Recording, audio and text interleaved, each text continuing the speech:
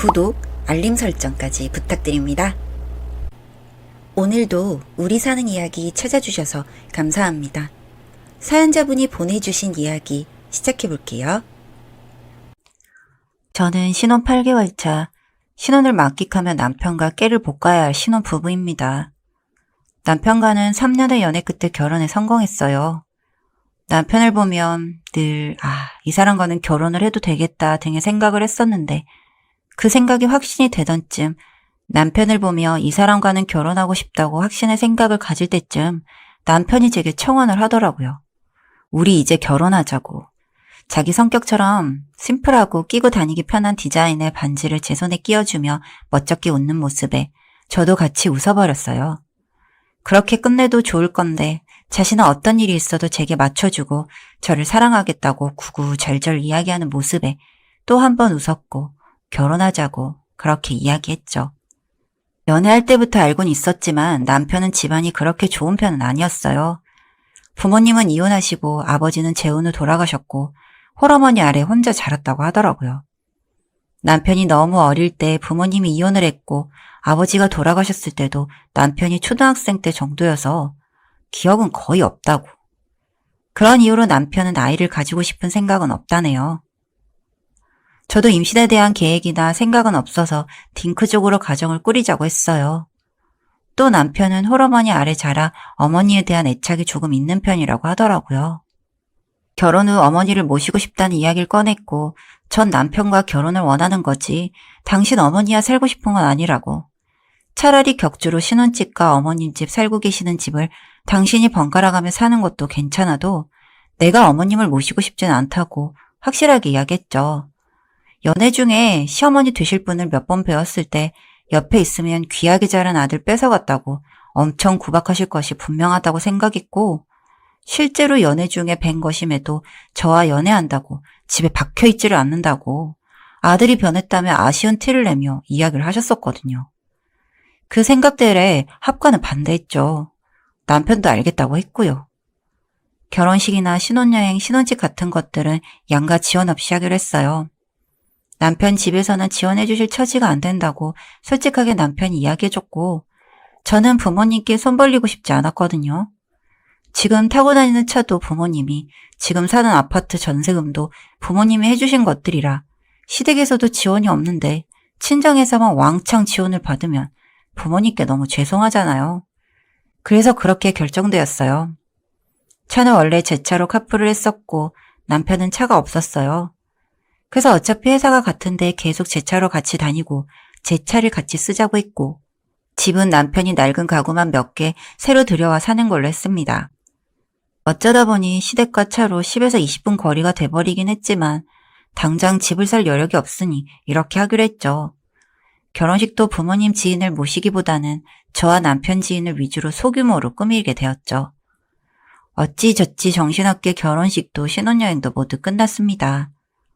남편은 시댁 형편으로 인해 모아둔 돈이 거의 없었으나 그마저도 결혼식과 신혼여행 등으로 한 500 정도 남았다고 하더라고요. 저는 일하며 번 돈은 거의 다 저축하고 최소 생활비로 살고 있었어서 여유도 있었고 합가 이야기를 단칼에 거절한 것도 조금 걸려 남편 모은 돈에 제 돈 조금 얹어서 시어머니 용돈 챙겨드렸어요. 저희 부모님은 제가 힘들게 모아본 돈 받아갈 마음 없다고 오히려 결혼 축하한다고 용돈 챙겨주셨고요. 아빠가 결혼 축하한다면 흰 봉투를 건네는데 그제서야 결혼했구나 실감이 들었습니다. 결혼 생활은 생각했던 것처럼 평탄했어요.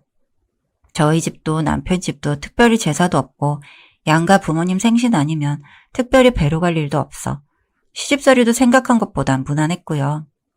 또 남편도 생각보다 시어머니 뵈러 가는 일에 목숨 걸지도 않았어요. 퇴근길에 종종 엄마한테 다녀올게 하고 이야기한 후 저보다 한두 시간 늦게 집으로 들어온 일을 제외하곤 특별히 제게 대리효도를 강요하지도 않았고요. 오히려 문제는 생각지도 못한 다른 부분에서 발생했어요. 바로 반찬, 그것도 김치예요. 사실 김치 문제가 되는 건 아니었지만 유독 김치로 인해 다툼이 생기더라고요. 저는 태어나서 단 한 번도 김장해 본 적이 없었어요. 저희 친정집에서는 김치를 모두 사 먹었거든요. 만들기도 번거롭고 시간도 없고 그래서요. 그런데 남편은 김장김치가 아니면 김치를 못 먹겠던 거예요. 마트에서 사온 김치는 맛이 없고 입에 맞지 않아 못 먹겠고, 시어머님이 해주신 김치를 받아오다 그게 떨어지면 밥상 앞에서 매일같이 제게 이런 김치랑 어떻게 밥을 먹냐, 여자가 김치도 못 담그면서 결혼할 생각을 했냐는 둥 되도 않은 이야기를 해대기 시작했죠. 처음 몇 번 넘어가 줬더니 그 후로는 정말 온갖 막말을 다 하더라고요. 정말 제게 잘 해주었고 좋은 사람이었는데 딱 밥상 앞에서 본인 입맛에 안 맞는 음식이나 원하는 대로 밥상이 구성되어 있지 않으면 저에 대한 비하 발언이나 친정 욕을 했어요. 처음 몇 번은 그냥 먹자고 좋게 넘어갔지만 그런 말들이 쌓이니 저도 화가 났고 식사 자리에 함께 있을 때마다 큰 싸움으로 번졌어요. 그러다 출퇴근을 함께하는 차 안에서 대충 화해를 하고 외식을 하는 식으로 풀었지만 식탁에 앉아 집에서 밥을 먹으려 할 때면 매번 반복되었죠. 정말 밥을 먹을 때를 제외하면 다 잘 먹고 완벽한데 그 식사라는 게 일반적으로는 큰 의미가 있잖아요. 유대관계의 형성이나 그런 것들. 그래서 삶에서 빼놓을 수 없는 부분인데 그 순간마다 싸움이 일고 틀어지니 그렇게 싸우고 어설프게 화해하는 걸 반복하다 결국은 제가 터져버렸어요. 이럴 거면 밥은 니네 집 가서 먹으라고. 남편은 알겠다고 이야기한 후 모든 식사는 본인 집에 가서 해결하고 오게 되었죠. 남편은 정말 밥 먹을 때마다 시댁을 향했고 야근이나 특별한 경우 시댁에서 밥을 못 먹게 되면 시댁 반찬을 싸들고 도시락처럼 집에서 먹기 시작했어요. 그쯤 뜸했던 시어머니 전화도 잦아졌죠. 남편이 시댁 음식을 들고 오는 날이면 아들 밥은 잘 먹었는지, 내가 무슨 국이나 특별한 음식을 더해주진 않았는지 등등. 이럴 거면 합가하는 거랑 뭐가 다른 건지 이해가 안 될 정도였어요. 결혼 초 시어머니는 거의 먼저 전화하시는 일은 없었고 제가 먼저 일주일에 한두 번 건강 상태나 끼니를 묻고 5분 이내로 끊는 정도였다면 이제는 본인이 하루 최소 한 번, 많게는 3번꼴로 끼니마다 전화를 걸더라고요. 전 남편과 부서가 달라 같이 식사를 하지 않고 그냥 남편에게 바로 전화를 걸면 되는데 왜 굳이 끼니마다 제게 전화에 밥밥 거리시는지도 모르겠고 이미 본인이 본인 집에서 다 챙겨주시는 걸 굳이 저한테 그러는지 이유도 모르겠고 늘 전화의 끝은 같았어요. 주말에 시댁에서 음식 좀 배우지 않겠느냐, 본인이 집에 가서 살림을 좀 살아주랴 등의 이야기요. 저는 늘 칼같이 거절하긴 했지만요.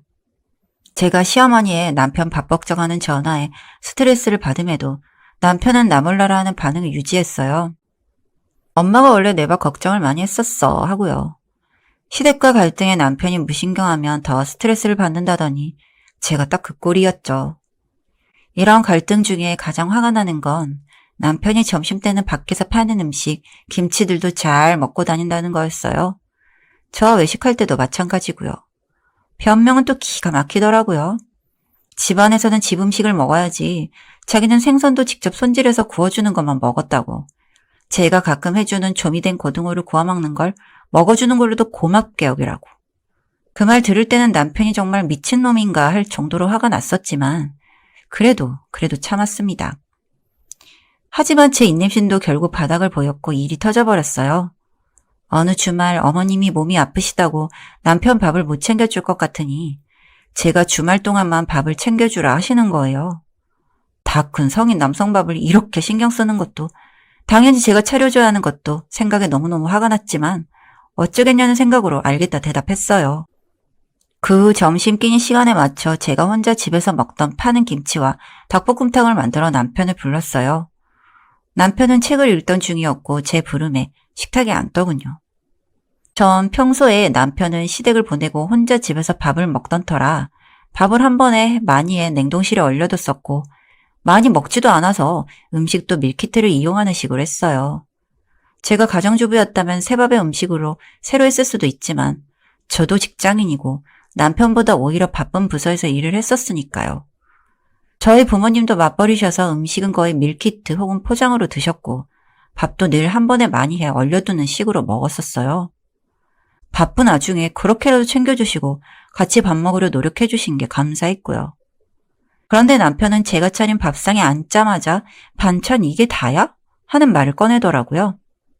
메인 하나에 김치, 멸치 조림이나 장조림 같은 밑반찬 몇 개면 점심으로는 충분하고도 메인도 방금 맞는 거잖아요. 그래서 전 당연히 점심인데 이 정도면 충분한 거 아니냐고 말을 했고요. 그 말이 끝나자마자 남편의 얼굴이 울그락불그락해져선 남편 무시하길 이렇게 무시할 수가 없다고. 국도 하나 없이 딱 봐도 해동한 밥에 파는 김치에 자기가 여태 한 말은 귓등으로도 안 쳐들었냐고. 겨우 주말 이틀 밥하는 거면서 이따위로 밥하는 게 정상이냐고. 겉절이 하나 무치는데 얼마나 힘들다고. 또 파는 김치를 가져다 처먹으라고 내놓았냐며 밥상을 쿵쿵 내리치며 쌍욕을 해대는데 순간 올라오는 열을 참지 못하고 손으로 김치를 쥐어다 남편 입에 쳐넣고 소리를 질렀죠. 야, 그렇게 파는 거 처먹기 싫으면 네가 하라고. 아무것도 안 하고 쳐노는 새끼가 어디서 투정짓을 하는데. 그리고 남편 뺨을 세게 후려치고 밀키트 박스를 머리에 찍어내리곤 내 집에서 꺼지라고 외쳤어요. 남편은 김치를 바닥에 뱉고는 박스를 바닥에 던지며 미친년이 남편 알기를 뭘로 하나며 제 머리채를 잡았고 저는 냅다 남편 소중이를 발로 까고 당장 집에서 나가라고 외쳤어요. 내 명의의 집이고 내 부모가 사준 집이니까 당장 나가라고. 안 그러면 경찰 부를 거라고. 남편은 벌개진 얼굴로 제게 쌍욕을 내뱉으며 집을 나갔고 남편이 나간 집에서 저는 풀썩 주저앉아 한참을 엉엉 울었어요. 집안 꼴은 개판에 제 멘탈은 다 나가 있었고 저는 그대로 엄마에게 전화해 집으로 와달라고 했죠. 한참 뒤 도착하신 부모님이 집안 꼴을 보고 또 저를 보고 무슨 일이냐고 물었고 전 자초지종 있었던 일들을 다 설명했어요. 아빠는 열이 받으셔서 바로 남편에게 전화해 집으로 부르셨고 제 앞에선 그렇게 당당하던 남편이 저희 아빠 앞에서는 빌빌 떨더라고요. 두 사람 말을 들어보니 아빠가 남편 집안에 빚 갚으라고 큰돈을 이자 없이 저도 몰래 빌려주셨대요. 그 이야기를 꺼내시며 내 딸 고생시키기 싫어 그렇게 남편한테 잘해주고 신경도 껐는데 내 딸을 이따위로 만드냐며 다 필요 없다고 이혼하고 돈도 깔끔하게 2주 내로 정리하라고 소리 지르고 남편 머리채를 잡고 집 밖으로 쫓아내더라고요. 저는 엄마한테 안겨서 엉엉 울기만 했고요. 그날 저녁쯤 시어머니와 남편에게 돌아가며 계속 전화가 왔지만 전부 차단하고 씹었습니다. 바로 다음 날 부모님이 절 데리고 변호사 사무실에 찾아가 남편과의 이야기를 전하고 이혼 의사를 밝히셨고 모든 법적인 일과 해야 할 일들을 대신 처리해 주셨어요. 저는 그저 졸졸 따라다니며 있었던 일만 이야기하고 네네 하는 대답만 했죠. 회사도 휴직을 신청하고 살던 집도 정리해 부모님 집으로 내려갔고요. 그렇게 조금 쉬고 멀쩡한 정신으로 있어 보니 남편이라는 사람이 내게 어떤 이야기를 했는지 어떻게 날 대했는지 낱낱이 생각이 나더라고요. 나와 우리 집에 돈이 있으니 남편은 없어도 괜찮다고 생각하고 힘들어하는 거 다 안아주고 금전적으로 도와주고 그랬었는데 결말이 이렇네요. 이래서 수준 맞는 사람이랑 만나라는 말이 나온 건지 싶었어요. 결국 저는 남편을 우연이라도 보기 싫은 마음에 회사를 퇴사하고 부모님 집 근처 조건이 더 좋은 곳으로 이직을 했습니다. 그 과정에서 이혼 처리도 착착 진행되었고 재산 분할을 할 것도 없었고 남편이 제게 1,500만 원 위자료를 지급하라는 판결이 났어요. 법정에서도 남편은 제게 무릎 꿇고 빌며 미안하다고 했지만 그 사람의 이중적인 모습을 본 터라 연민의 감정조차 없었죠. 다시는 마주치기 싫다는 생각뿐이었어요. 그 일 이후 저는 그날 식탁에 올라온 반찬들도 보기 싫었고 한참을 밥도 먹지 못했거든요. 이제는 죽은 괜찮아져 밥도 먹고 일도 하고 또 대화도 하지만 남편과 비슷한 사람만 만나도 속이 울렁거리네요. 이런 일들도 시간 지나면 괜찮아지겠죠? 다른 좋은 사람과 연애도 해보고 부모님 아래 보호도 받고 친구들도 다시 많이 만나며 그렇게 천천히 회복하며 살아갈 거예요. 사연은 여기까지였고요. 우리 사는 이야기 시청해주셔서 감사합니다.